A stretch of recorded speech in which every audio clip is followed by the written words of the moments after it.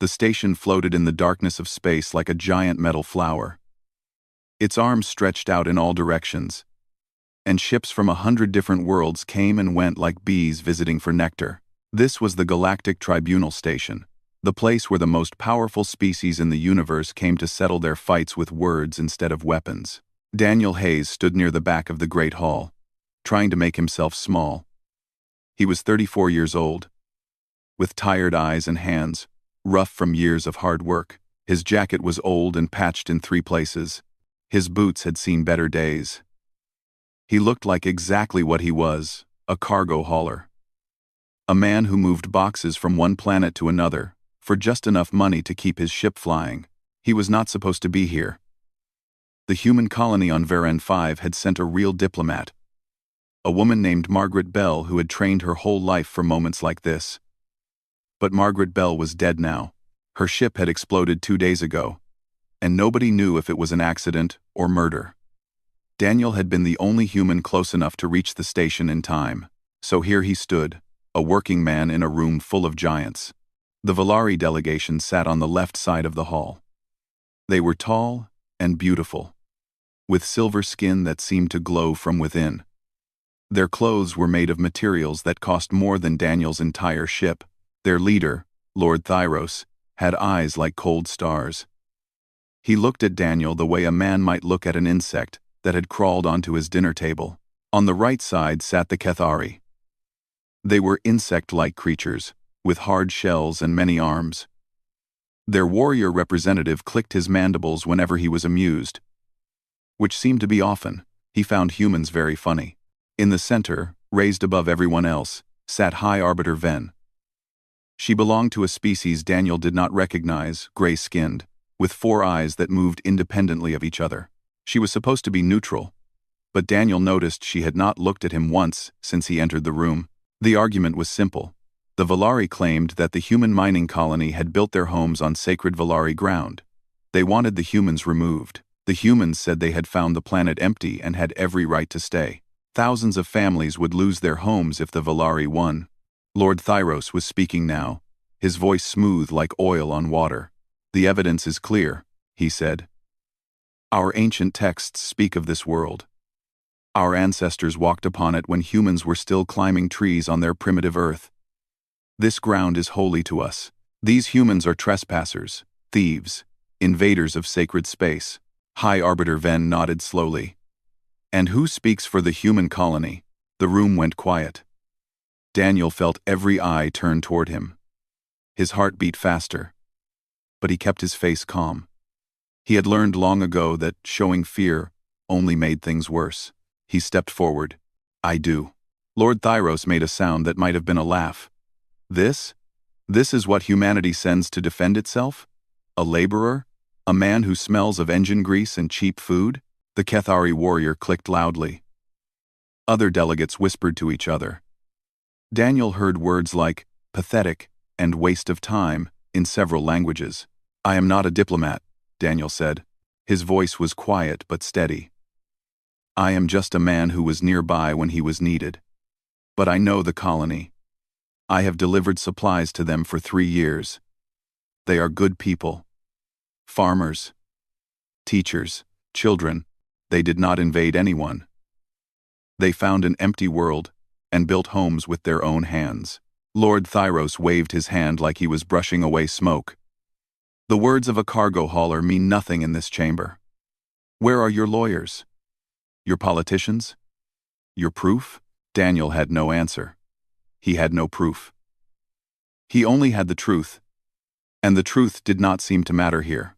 High Arbiter Ven was about to speak when the doors at the far end of the hall opened.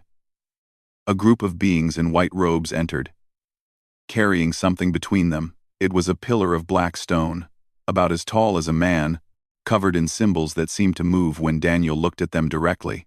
The room fell completely silent. "The Pillar of Aeonis," someone whispered.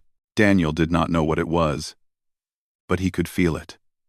There was something alive in that stone, something old and patient and vast. It made the air feel heavy. It made his skin tingle. Lord Thyros stood quickly. "Where did you find this?" One of the robed figures bowed. On the disputed territory, my lord. Buried beneath the ground where the humans built their settlement. It was uncovered during our investigation. High Arbiter Ven leaned forward, all four of her eyes focused on the pillar. The Pillar of Aeonis. A relic of the first ones. I thought it was only a legend. It is real, the robed figure said. And it was found on the sacred ground. This proves the territory has great importance. Lord Thyros smiled. And it was not a kind smile. You see? Even the artifacts of the ancients rest upon our holy land. This proves our claim beyond any doubt. But the robed figure shook his head. My lord, the pillar does not belong to the Valari. It does not belong to anyone. The texts say it was created by the first ones to wait for someone worthy. Many have touched it. None have awakened it. Daniel watched as the Valari Lord's smile faded slightly. Awakened it? The pillar judges those who touch it, the robed figure explained. It has been tested by every major species in the galaxy. It has never responded to anyone, but the ancient laws state that whoever awakens the pillar will be granted authority over any dispute where it is found. The room buzzed with whispers. Daniel did not fully understand what was happening, but he understood one thing: something had changed. Something important. Lord Thyros straightened his back. Then I will touch it myself. I will prove that the Valari are worthy. He walked toward the pillar with confidence, his silver robes flowing behind him. Every eye in the room watched as he raised his hand and pressed it against the black stone. Nothing happened. The pillar remained dark and silent. Lord Thyros waited, his hand flat against the surface, but the stone gave him nothing. After a long moment, he pulled his hand back and stepped away. The relic is broken, he said quickly. Damaged by time. Drungforn, but Daniel could see the truth in his eyes. The pillar had judged Lord Thyros, and it had found him wanting. One by one, other delegates stepped forward to try. The Kethari warrior pressed his clawed hand against the stone. Nothing. A delegate from a water world tried. Silence. A being made of living crystal. A creature with 6 legs, a thing that seemed to be made of smoke and shadow. Nothing. Nothing. Nothing. The pillar rejected them all. Daniel stood in the back of the room, watching. He did not plan to touch the pillar. He was not worthy of anything. He was just a cargo hauler who had been in the wrong place at the wrong time. But as the last delegate stepped away from the silent stone, Daniel felt something strange. The pillar seemed to be looking at him. That was impossible, it was just a rock, but the feeling was there all the same. It was waiting. And somehow, deep in his bones, Daniel knew it was waiting for him. Daniel tried to ignore the feeling. He was being foolish. The greatest beings in the galaxy had touched that pillar, and nothing had happened. Why would it respond to him? He was nobody. He was less than nobody. But the feeling would not go away. It sat in his chest like a stone, heavy and impossible to ignore. High Arbiter Ven raised one of her 4 hands. The pillar has rejected all who have come forward. This is not surprising. In 12 billion years, it has never accepted anyone. We will proceed with the trial using conventional evidence. Lord Thyros nodded, but his face was tight with anger. He had expected the pillar to choose him. He was Lord Thyros of the Valari Empire, descended from a line of rulers stretching back 50,000 years. If anyone deserved to be chosen, it was him. Before we continue, the Kethari warrior said, his voice clicking and buzzing, perhaps we should let the human try. The room went quiet, then filled with laughter. The sound bounced off the metal walls and seemed to grow louder. Daniel felt his face grow warm, but he kept his expression flat. Lord Thyros smiled like a cat that had spotted a mouse. Yes. Yes. What a wonderful idea. Let the cargo hauler touch the ancient relic. Let us see what happens when a primitive species reaches for something far beyond its understanding. High Arbiter Ven frowned. This serves no purpose. The human has no standing here. He is not a leader. Not a scholar. Not a warrior. He is merely a witness, who arrived by accident.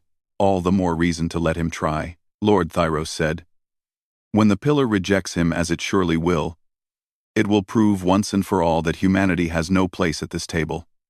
They are young. They are weak. They are nothing. More laughter. More clicking and buzzing. Daniel stood still and let it wash over him like rain. He had been laughed at before. He had been called names before. Words could not hurt him anymore. He had learned that lesson in Blood and Fire, years ago, in a war that had taken everything from him. High Arbiter Ven looked at Daniel. Human, do you wish to touch the pillar? You are not required to do so. Daniel looked at the black stone. The symbols on its surface seemed to dance in the light, forming patterns that almost made sense. He thought about the colony on Veron 5. He thought about the children who would lose their homes if the Valari won. He thought about Margaret Bell, who had died trying to help them. He had no weapons. He had no power. He had no clever arguments or ancient texts to quote. All he had was himself. Maybe that was enough. Maybe it wasn't. But he had to try. Yes, he said. I will touch it. Lord Thyros clapped his hands together in delight. Excellent. Come then. Human. Come and show us the measure of your species. Daniel walked forward. The crowd parted for him, not out of respect but out of amusement. They wanted a clear view. They wanted to see his failure up close. The pillar stood in the center of the hall, dark and ancient. Up close, Daniel could feel the power radiating from it. It was old. Older than any of the species in this room. Older than their empires and their wars and their histories. It had been waiting here. Patient and silent. Since before life had crawled out of the oceans of 100 worlds, Daniel stopped in front of it. His reflection stared back at him from the polished black surface. He looked tired. He looked old. He looked like a man who had given up on expecting good things to happen. Whenever you are ready, human, Lord Thyros called out, his voice dripping with mockery. Daniel took a breath. He did not pray he had stopped believing in gods a long time ago, but he thought about the people on Veran 5. He thought about little Emma Torres, who always ran out to meet his ship when he arrived with supplies. He thought about Old Man Williams, who grew tomatoes in a greenhouse he had built with his own hands. He thought about all the ordinary people living ordinary lives. Hoping that someone would speak for them, he raised his hand and pressed it against the stone. For a moment, nothing happened. The room was silent, holding its breath. Daniel felt the cold surface beneath his palm. Smooth, and hard, and lifeless. Then he felt something else. It started as warmth, spreading from his palm up through his arm. Then came light. Soft at first, glowing from deep within the stone. Then came sound, a hum that seemed to come from everywhere and nowhere at the same time. The laughter died. The whispers stopped. Every being in the room froze. As the pillar of Aeonis began to wake, the light grew brighter. The hum grew louder. Daniel wanted to pull his hand back, but he could not move. Something was holding him there. Something vast and ancient and impossibly powerful. The symbols on the pillar began to spin, faster and faster, until they blurred into streams of light. The air crackled with energy. The station itself seemed to shake, alarms blaring in distant corridors. And then, a voice spoke.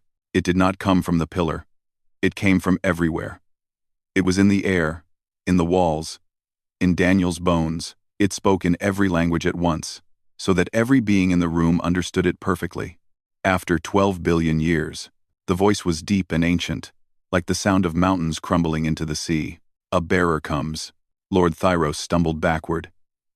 His silver face twisted with shock. The Kethari warrior's mandibles hung open. High Arbiter Ven rose from her seat. All four eyes wide. Species designation. Human. Origin. Sol 3. Planet. Known as Earth. Daniel could not breathe. He could not think. He could only stand there. His hand pressed against the blazing stone. As the voice continued, genetic markers confirmed. Soul signature confirmed. Light poured from the pillar now, not soft and gentle but fierce and blinding. It wrapped around Daniel like a cloak, swirling with colors he had no names for. This one is marked. The delegates in the room began to back away, fear replacing their amusement. Some fell to their knees, others pressed themselves against the walls, trying to get as far from the light as possible. This one has known loss without hatred. Images flashed through Daniel's mind. His wife, dead in the bombing. His daughter, small and perfect, gone before she had a chance to grow up. The years of grief that followed, the darkness that had nearly swallowed him whole. This one has known pain without cruelty. More images. The prison camp where he had been held for 2 years, the beatings, the hunger, the guards who had tried to break him, and the day he had been freed, when he had walked past his captors without raising a hand against them. This one has known power without corruption. The war. The order to execute prisoners. The moment he had refused, knowing it would cost him everything. The court-martial. The disgrace. The long years of hauling cargo while other men wore medals. Bearer of justice. The light exploded outward, filling the entire hall with brilliance. Daniel felt something change inside him. Something fundamental shifting in the core of his being. You are recognized. And then, as suddenly as it had begun, the light faded. The voice fell silent. The pillar went dark. Daniel stood alone in the center of the hall, surrounded by beings who had mocked him minutes ago. None of them were laughing now. The silence in the great hall was complete. No one moved. No one spoke. The only sound was Daniel's breathing, loud in his own ears. He pulled his hand away from the pillar slowly, half expecting it to burn him. But the stone was cool now. Quiet. As if nothing had happened. He looked at his palm. It looked the same as always, rough, calloused, lined with old scars, but he did not feel the same. Something had changed inside him. Something he could not name. He felt stronger, but not in his muscles. He felt clearer, but not in his thoughts. It was as if a door had opened somewhere deep in his soul, and light was pouring through. Impossible, Lord Thyros whispered. His voice was thin and broken, like glass about to shatter. This is impossible. The pillar has never chosen anyone. In 12 billion years. No species. Until now, High Arbiter Ven said. She had risen from her seat and was staring at Daniel with all 4 of her eyes. The records are clear. The pillar has judged this human. It has named him Bearer of Justice. A human. The Cathari warrior stepped forward, his shell rattling with agitation. A species that has only traveled the stars for 300 years. A species we would crush in war without effort. How can this be? The robed figures who had brought the pillar into the hall approached slowly, their heads bowed. The first ones did not care about age or strength, one of them said. The ancient texts tell us this. They searched for something else. Something rare. What? Lord Thyros demanded. What could this creature possibly have that we do not? The robed figure looked at Daniel, and there was something like wonder in his eyes. We do not know, my lord. The pillar sees things we cannot. It judges by standards we do not understand. Daniel finally found his voice. What does this mean? High Arbiter Ven descended from her platform, her gray robes flowing behind her. When she reached Daniel, she bowed her head, a gesture of respect that made the room gasp. Bearer, she said. You have been chosen by the oldest power in the universe. The first ones created the pillars to find their successor. Someone who would carry their authority forward. You now speak with their voice. I don't want authority, Daniel said. I'm just a cargo hauler. I came here to help the colony, not to. What you want does not matter, the arbiter said, though her voice was gentle. The pillar has chosen. This has not happened in all of recorded history. Every species in the galaxy has waited for this moment, even those who claimed the pillar was a myth. Lord Thyros pushed through the crowd, his silver face dark with anger. This is a trick. The humans must have done something to the pillar. They tampered with it somehow. "The pillar cannot be tampered with," one of the robed figures said. "It exists outside normal space and time. It reads the truth of a being's soul. No technology can fool it. No magic can deceive it. Then it is broken, malfunctioning. I refuse to accept. Lord Thyros." High Arbiter Ven's voice was sharp now, cutting through his protest like a blade. "You touched the pillar yourself. It rejected you. Will you now claim that it was broken only when it rejected you, but somehow became unbroken when it chose the human?" The Valari Lord opened his mouth, then closed it again. He had no answer. Daniel looked around the room. He saw fear in many faces, anger in others. But in some, he saw something else: hope. The smaller delegates, representatives of minor species who had been ignored and dismissed, looked at him like he was a sunrise after a long night. "The pillar spoke of the first ones," Daniel said slowly, trying to understand. "Who were they?" The Arbiter gestured, and the room's lights dimmed. A holographic image appeared in the air, a galaxy, spinning slowly, filled with stars. 12 billion years ago," she said. "Before any of our species existed, the first ones walked among the stars. They were the original sentient life in this universe. They built wonders we cannot imagine. They understood secrets we have not yet discovered." The image shifted, showing ancient structures, vast machines, cities that spanned entire planets. But they knew they would not last forever. So they created the pillars. They scattered them across the galaxy and programmed them to wait, to watch, to judge. "Judge for what?" Daniel asked. "For a successor." The first ones feared that whoever came after them would become what they had fought against. They had seen civilizations rise and fall. They had seen how power corrupts, how strength breeds cruelty, how advanced species learn to conquer but forget how to care. The image changed again, showing worlds burning, fleets destroying each other, the endless cycle of war. So they set a test. Not a test of strength or intelligence or age. A test of character. The pillars would wait until they found someone worthy. Someone who had been tested by suffering and emerged unbroken. Someone who could have chosen hatred but chose mercy instead. She looked at Daniel, and her 4 eyes were soft. "They waited 12 billion years, bearer. Countless beings have touched the pillars during that time. Kings and conquerors, scientists and philosophers, warriors and saints. All were rejected. Why me?" Daniel's voice was barely a whisper. "I'm not special. I'm not wise or powerful. I'm just a man who lost everything and kept going because I didn't know what else to do. Perhaps that is exactly why," the Arbiter said. "You did not seek power. You did not demand recognition. You simply did what you believed was right, even when it cost you everything. Even when no one was watching. Even when there was no reward." She placed her hand over her heart, a gesture of deep respect among her people. "The first ones did not want a hero, bearer. They wanted someone good. Someone who would remain good, even when it was difficult. Even when it was painful. Even when the universe gave them every reason to become cruel." Daniel thought about his life. The war. The loss of his family. The years of loneliness. The small kindnesses he had shown, giving extra food to hungry colonists, flying through dangerous space to deliver medicine, refusing to raise his prices even when he could have. He had never thought of these things as special. He had just done them because they were right. "What happens now?" he asked.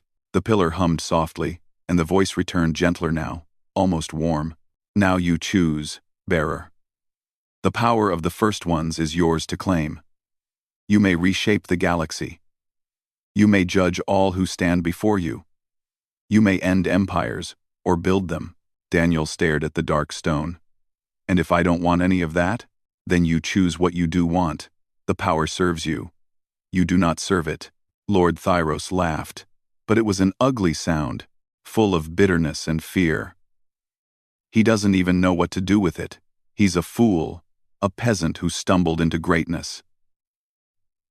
Daniel turned to face him. For the first time, He did not look away from the Valari Lord's cold eyes. "Maybe you're right," he said. "Maybe I am a fool.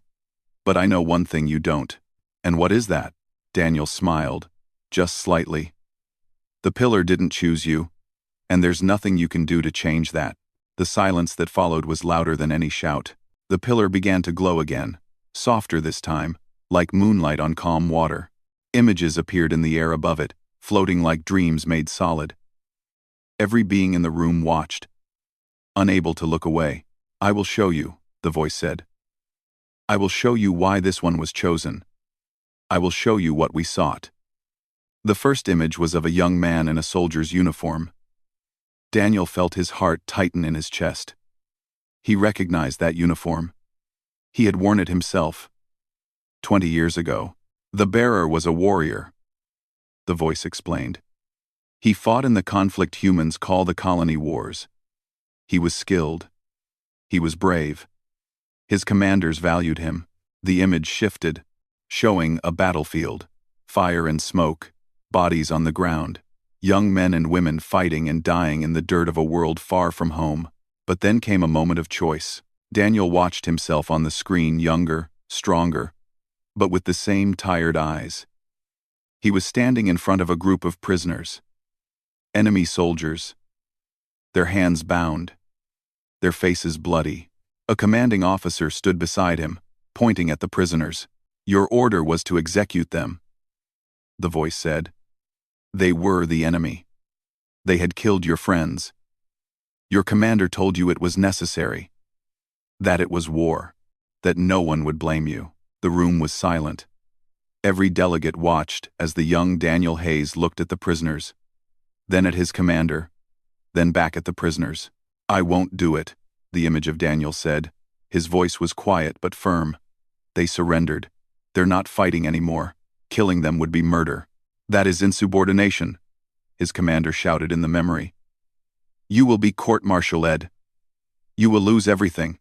"Then I lose everything," young Daniel said. "But I won't become a murderer. Not for you. Not for anyone." The image faded. Lord Thyros made a sound of contempt. He disobeyed orders. In the Valari Empire, he would have been executed for such weakness. "Weakness?" The pillar's voice grew louder, and the room shook.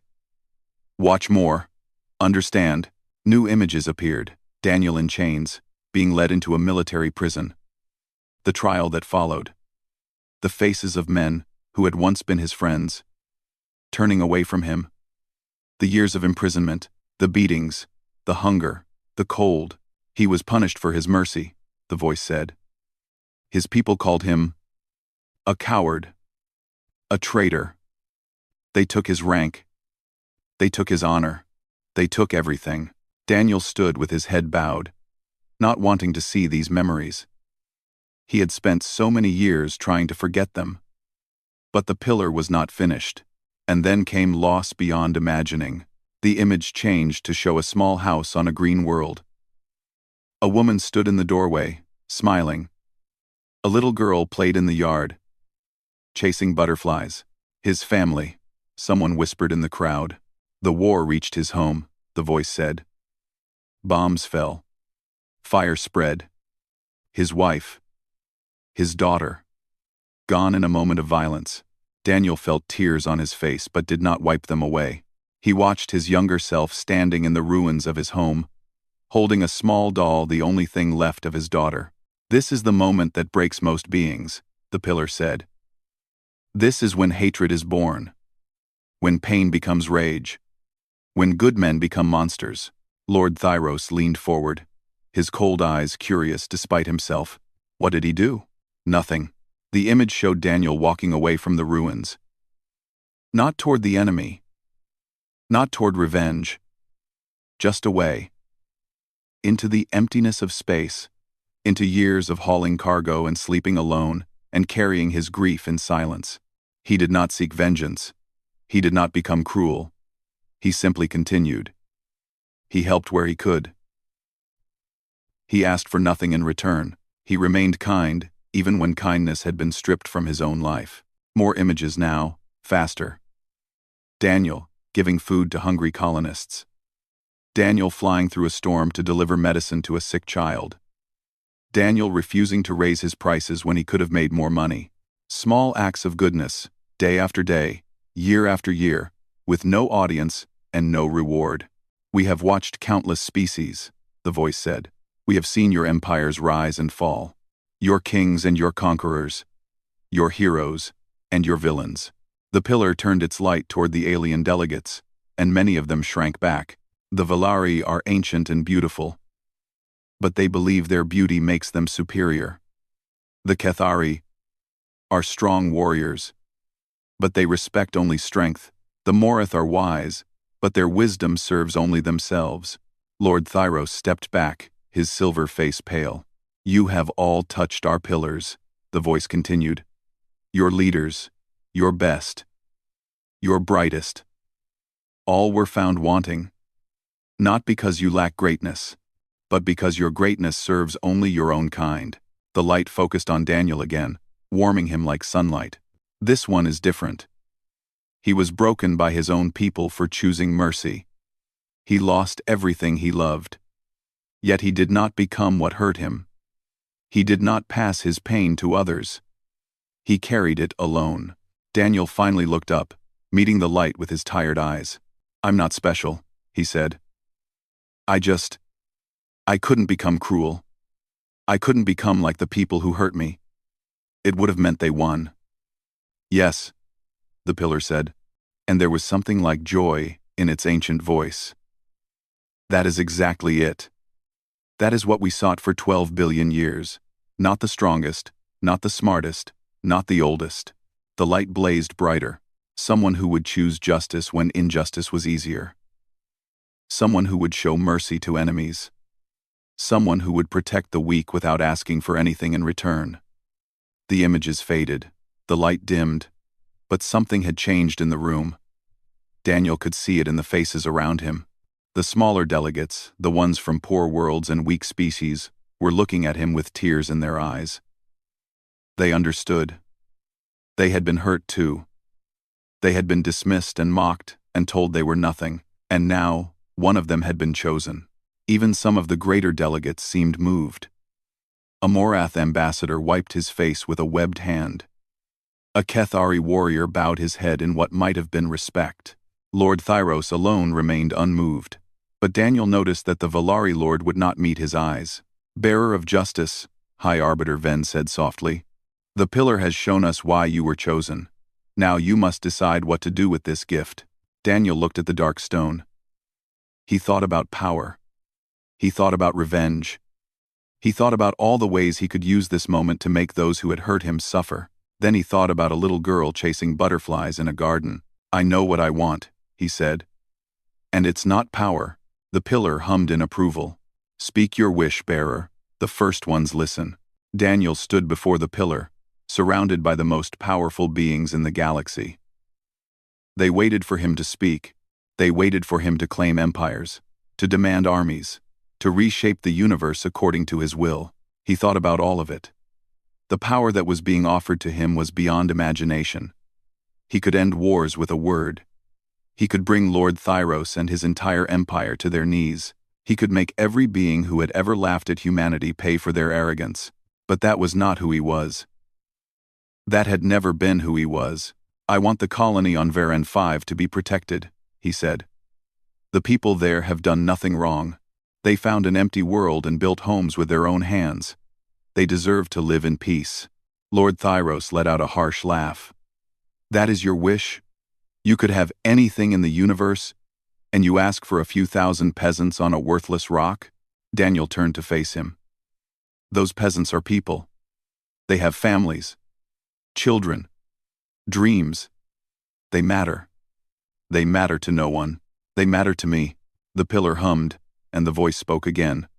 Your wish is heard, bearer. The territory known as Varen 5 is now under the protection of the First Ones. Any who threaten its people will face our judgment. Lord Thyros went pale. You cannot do this. The Valari Empire has claimed that land. Your claim is denied, the pillar said, and there was no room for argument in its voice. The bearer has spoken.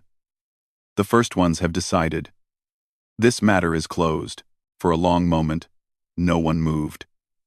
Then, slowly, the alien delegates began to bow. Not to the pillar. To Daniel.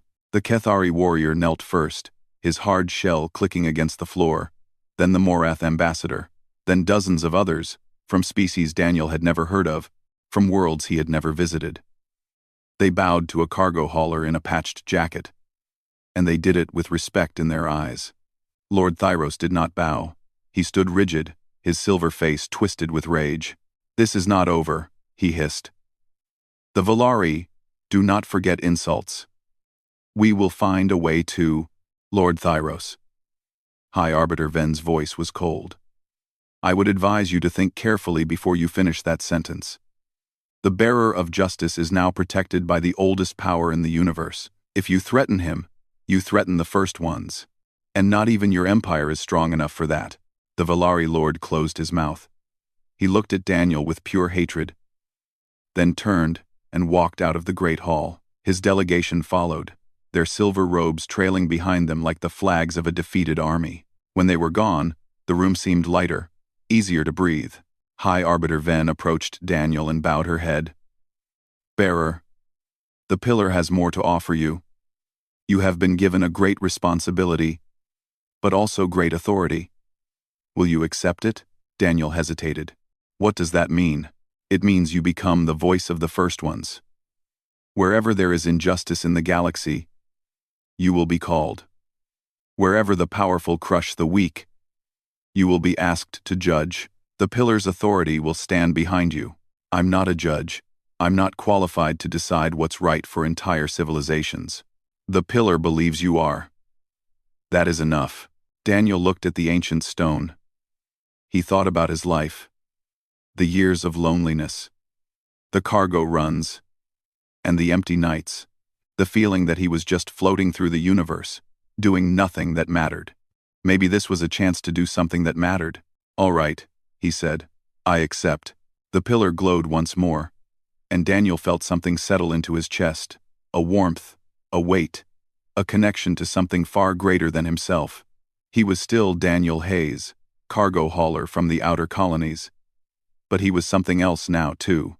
The delegates began to leave, many of them stopping to bow to Daniel as they passed. He accepted their respect with quiet nods, uncomfortable with the attention but understanding that it came with the role he had accepted. When the room was nearly empty, a human woman entered through the far door. She wore the uniform of Earth's diplomatic corps, and she looked completely shocked. "Daniel Hayes?" she asked. "I'm Rachel Torres. I was supposed to get here yesterday, but my ship was delayed. I heard what happened. I came as fast as I could." Daniel almost laughed. "You're the real diplomat, the one who was supposed to handle this. I can't believe I missed it." She stared at him with wide eyes. "You're the bearer of justice now. The whole galaxy is talking about you. You could be the most important human in history." Daniel shrugged. "I doubt it. I'm just a man who touched a rock at the right time. That's not what the reports say. They say you were chosen because of who you are, because of choices you made years ago." She paused. "Is it true? The things the pillar showed everyone?" He nodded slowly. "It's true." Rachel looked at him with something like wonder. "What are you going to do now? You could do anything. Go anywhere. Change everything." Daniel thought about the question. He thought about the power he had been given and the responsibility that came with it. He thought about the universe waiting outside these walls, full of injustice and suffering and people who needed help. Then he thought about his ship. The cargo hold full of medical supplies. The outer colonies waiting for their delivery. "I have a job to finish," he said. "There are people waiting for medicine on the outer rim. They've been waiting for 2 weeks already." Rachel stared at him. "You're going back to hauling cargo? After everything that just happened? Someone has to do it. Those people are counting on me." She shook her head in disbelief. "You really are something else, Daniel Hayes." He smiled, the first real smile he had felt in years. "I'm just a man trying to do the right thing. That's all I've ever been." He walked out of the great hall, through the corridors of the station, past beings who stepped aside and bowed as he passed. He did not acknowledge them. He did not look for praise or recognition. He simply walked, one foot in front of the other, toward his battered cargo ship. When he reached the docking bay, he paused at the airlock and looked back. The station hung in space behind him, full of power and politics and schemes he did not understand. Out there, empires were watching him now. They would call on him when they needed justice. They would test him, challenge him, try to use him for their own purposes. He would deal with that when it came. For now, he had a delivery to make. Daniel climbed into his ship, fired up the old engines, and flew off into the stars. Behind him, the pillar of Aeonis stood dark and silent once more, waiting for the next time it would be needed. But it was patient. It had waited 12 billion years. It could wait a little longer. And across the galaxy, the story spread. The species who had dismissed humanity as young and weak and insignificant began to look at them differently. Not because humans had the biggest ships or the oldest history or the most powerful weapons, but because when the universe itself went looking for justice, it found a human hauling cargo in a beaten ship, asking for nothing, expecting nothing, and it chose him. That meant something. That changed something. In bars and council chambers, in palaces and slums, on 1,000 different worlds, people told the story of Daniel Hayes, the cargo hauler who became the bearer of justice, the man who was offered everything and asked only for peace for people he had never met. Some called him a fool, some called him a hero, some did not know what to call him, but everyone remembered his name, and that was enough.